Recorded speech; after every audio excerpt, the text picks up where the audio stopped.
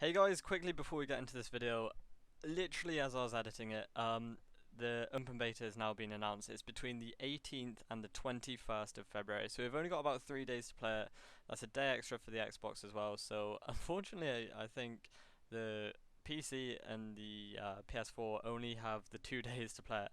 But one cool thing is we get to play one new story mission and we get an exclusive item for when the game launches. Another cool little thing is the new Factions trailer has been released. That includes the Last Man Battalion. That's currently what you're watching in the background, but later on in the video you'll see some gameplay from a Reddit user called Enthor, including the Sweet FX mod that makes it look absolutely beautiful. So enjoy the rest of the video. Hey, what is up guys, it's Rolia or Taylor here, back with another News Division episode. In this episode we're going to start off by revisiting an article I talked about in the last episode, and that was to do with the PC versions comparing to the console versions. And in the quote of the article, which I didn't actually pick up on, was the developers said it would be kind of unfair to push the PC version so far away from the console versions. And a lot of people sort of didn't like this at all, because it does sound, and I agree with this, it does sound a lot like, we're going to sort of keep the console graphics how they are, and then move over to the PC and make sure they're not too overpowering and a lot better than the consoles. So when you do read that, you think, oh, hang on, I've got this powerful PC to run this game looking like 10 times more beautiful than the console versions, so why aren't you letting me do that? But another developer has now come out and said, it's come to our attention that a comment from our team members has been perceived by some members of the community to imply the PC version of the Division was held back, and this is simply not true. So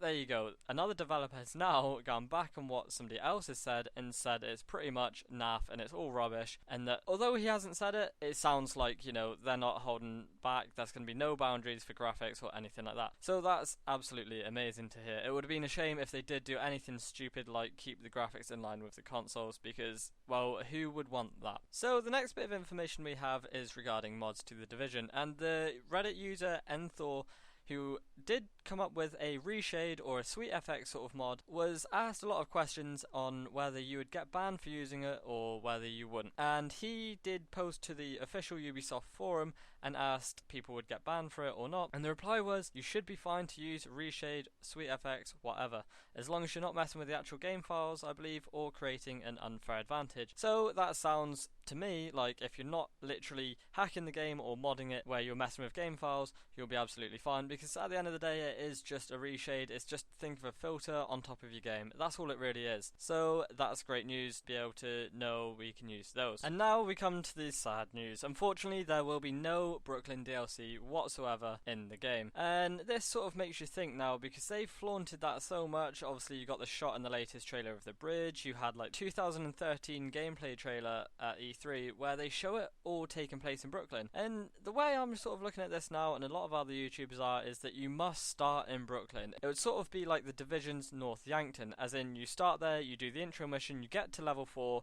and then you fly into New York. Obviously, if you didn't know, you start at level 4 in all the betas and the alphas that have taken place, so it sort of does make sense that you're going to start somewhere else and then fly into New York. But who knows, hopefully I'm wrong, or hopefully the developer got it wrong and you will be able to revisit or even get Brooklyn in a DLC. I guess we'll have to find out and wait till the future. A little bit of information we have about the size of the game file, actually. Well, I wouldn't really say a little bit of information, it is the size of the game file, and that's going to be 32.29 gigabytes. I don't know if that's across both consoles or even the PC platform as well, but this is only come up on the Xbox One website. So it's not that much bigger than the beta file, it's actually only 5 gigabytes bigger than the beta file. So there you go, now you know how much room you need to save on your blessed Xbox One. And I've saved the coolest until last.